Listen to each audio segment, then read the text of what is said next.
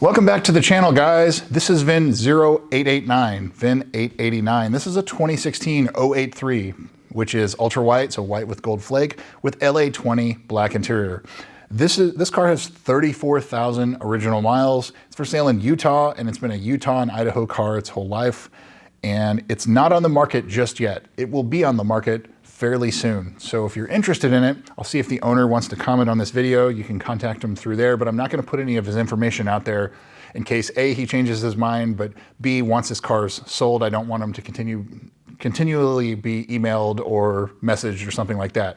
You can go through the proper channels once it's actually up for sale. But to the owner, if you're seeing this, if you have any additional comments that I've missed, feel free to put it in the comments and I'll pin it to the top if you'd like. So production statistics, 648 out of the 2,348 cars for the US 49, everywhere except Hawaii, were ultra white. Of those, 266 had LA20 black interior. So it's the second most common color combination on these cars, white with red and then white with black. So this is white with black, 11.33%. So that's like a 2 out of 10 for rarity. So as far as like weird color combinations, this is not it. For 2016, 372 out of the 1,418 cars for the US 49 were ultra white. Of those, 148 had LA20 black interior. So this car at its rarest is one of 148. Carfax, Epic VIN, and AutoCheck. Carfax shows this as a 3-owner, 1-accident car, that accident being in November of 2019, so like 7 years ago, to the right front. Epic VIN shows this as a 1-owner, 1-accident, same as the one in Carfax. AutoCheck shows this as a 4-owner, 1-accident, right front, and it's the same date. AutoCheck will sometimes give you more information than Carfax will regarding accidents, and so it does here. It says to the right front, bumper, fender, hood, grille, and wheels were all either damaged and or repaired. And so sounds like a semi-significant type of accident where basically that whole right front corner was repaired. So maybe somebody ran into something or something like that.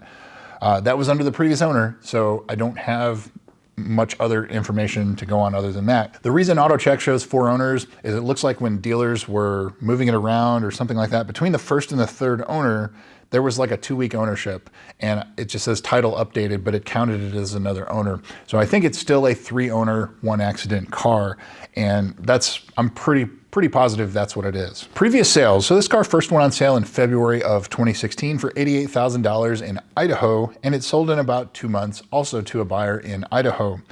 July of 2018, certified pre-owned, L certified, $57,500 with 93,000 miles in Idaho, and it sold in September of 2018, so about another 2 months again, to a buyer in Utah. And then it looks like it was a private sale in June of 2024 with about 30,500 miles, and that's where this current owner appears to have acquired it, and he is in Utah. And then now here, this is the end of March 2026. I don't know when he's going to be listing it for sale. He said he's getting ready to sell it. So I'm not sure if it's going to be coming up for sale tomorrow, if it's a couple weeks, a month or so, but just know to look out for it. And as with any of these GSFs, when they come up for sale, just Google the VIN and see if I've done a video on it already. That's kind of the easiest way to find out if I've done a video. So now into the photos. The paint match on this car looks fantastic. And I would think that, the car was pretty new when the accident happened, and that was also like 7 years ago. So any of issues that would have arisen from that probably would have happened, or you would have seen fitment issues, things like that. I don't see anything. So it tells me that it was probably a pretty high quality repair. The car has a chrome delete, it has Vossen wheels on it, and I did ask, and I haven't heard back from the owner yet, I did ask if the factory wheels are included with the sale, so I don't have an answer to that, but all of the other, it has a sub in the trunk, and everything is completely reversible, so it's got a nice system in the trunk that's included, but it is removable. The owner also stated in his message to me that the car has a new battery, has a built-in Escort radar, custom installed, front strut bar, and an intake elbow just for looks.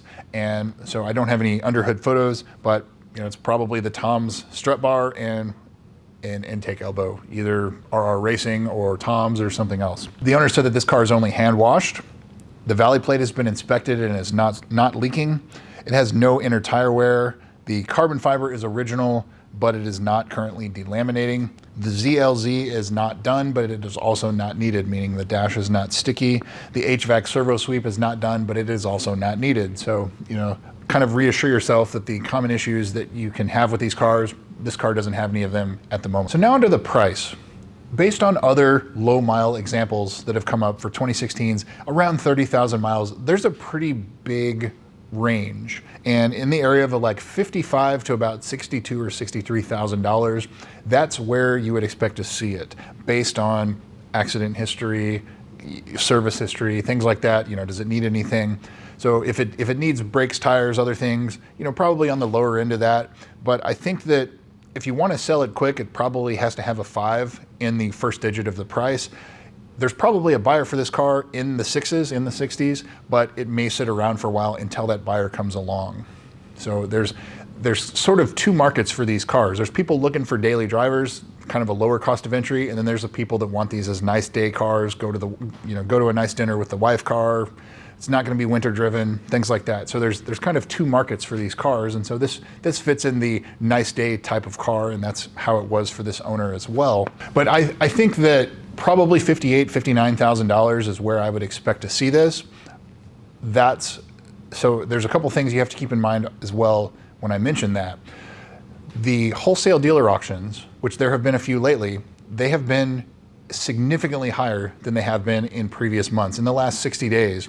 So an example would be a 2018 with almost identical mileage. It has like 3,000 more than this car, but it's 2 years newer. Sold at wholesale dealer auction for $62,000 plus fees, which means they're going to probably retail it for $68,000 to $70,000 for a 2018. That's not an isolated incident either. There are several of these like that where the dealers, they all want them because they have people looking for them, so they're going to bid on them and try to get them for their clients or their customers. So the market is trending upwards. Somewhere around that, I still think there's a possibility that it may sit for a little while. It's not going to sell like in a day like so many of these do if you price it at that. If you want to sell it fast, go down in price a little bit more to the 55,000 range. But I think that because it is a clean title, it does have an accident, but it is a clean title, well-maintained example. It's very clean.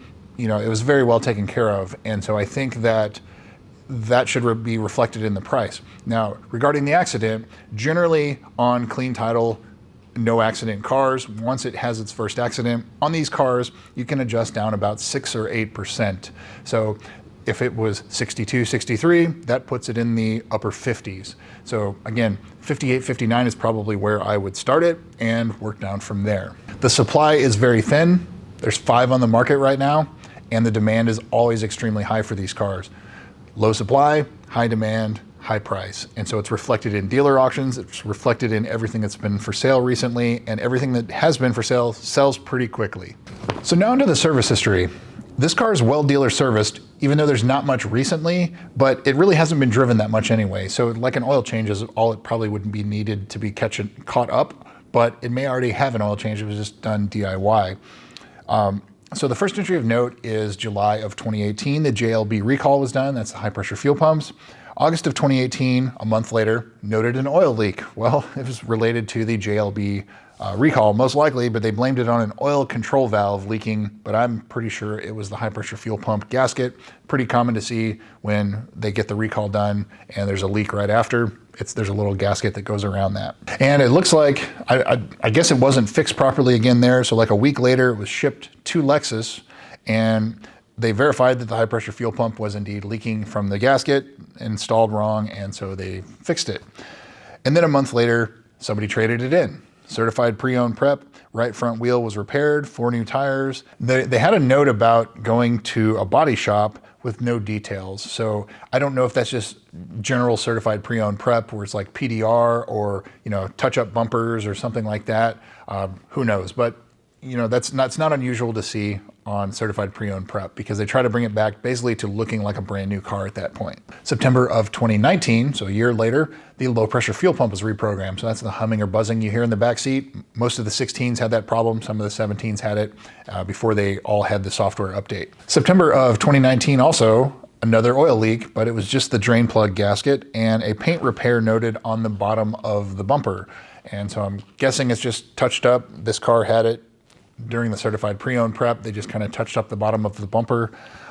Pretty common to see. November of 2019, 20,500 miles, vehicle in collision and made repairs to the damaged transmission components. So that kind of jives with, we know it had a an accident on the right front corner. Well, the external transmission cooler is on that right front corner too, so it probably was damaged and leaking. Even a parking lot tap or something can damage it and do that. So again, not surprised there, but they also noted that they did a full transmission service and they're unable to fully test drive due to remaining work still needed to be done. So it's probably, they brought it in to have that so they can at least move it around and drive it. And so then it goes back to the body shop to get all the remaining repairs done. So a month later, December of 2019, oil change, and they checked the transmission level and made sure everything was good. So it's probably just following up on the repairs.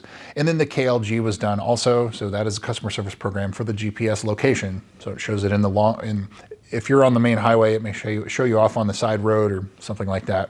That was sorted as well. June of 2020, front brakes were done, oil change and an air filter. June of 2021, 25,000 miles, oil change and brake fluid flush. Again, good to see that. August of 2022, 29,000 miles. The TVD was serviced, an alignment, an oil change, and that's really it. There's nothing after that, but really, as I said, between that was 29,000, it has 34,000 on it now. So 5,000 miles ago, just needs an oil change. And maybe that's already been done too. So what's not done? This car's 10 years old. The brake fluid was flushed in 2021, so it's 5 years old. Probably want to do that again. Coolant flush, things like that. The carbon fiber trim, it's all original. It's not delaminating, but it definitely could in the future. The insides of the front tires, he provided me with photos of that. Don't see any excessive wear on the front tires. So for now, the front lower control arm bushings are probably good and not needed. The ZLZ, as he said, dash is not sticky, but the in-service date is February of 2016. So in a couple days, the dash coverage will expire. So you have like a week of coverage left. The owner said that the valley plate is inspected and not leaking. So it hasn't been done, so it will do it in the future. It's heat cycles and time, not necessarily mileage. This is a low mile example, but if it hasn't been driven a lot, haven't been used a lot, which is pretty evident that's the case, then in the future, just put some money aside for that because it will come. They all do it eventually, just not doing it right now. HVAC servo sweep, again, I touched on it before. He said no issues with any of it right now, but it is available. It has not been updated or reprogrammed on this car yet. So it's just the usual things on this car to look at, but it sounds like most of the common issues are not affecting this car at the moment. I would probably change the drive belt because it is 10 years old, it's a rubber part. I would do an oil change and probably a coolant flush. That's it.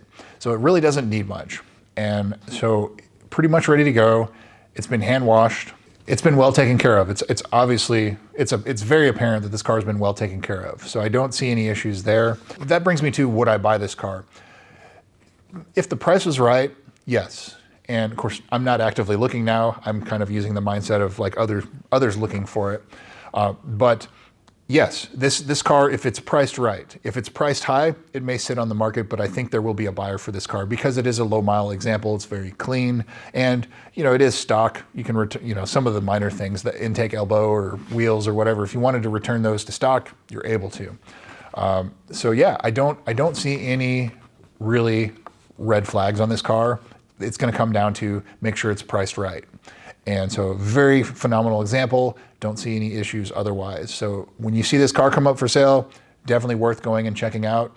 VIN 0889. Thanks again for watching, guys, and we'll see you soon.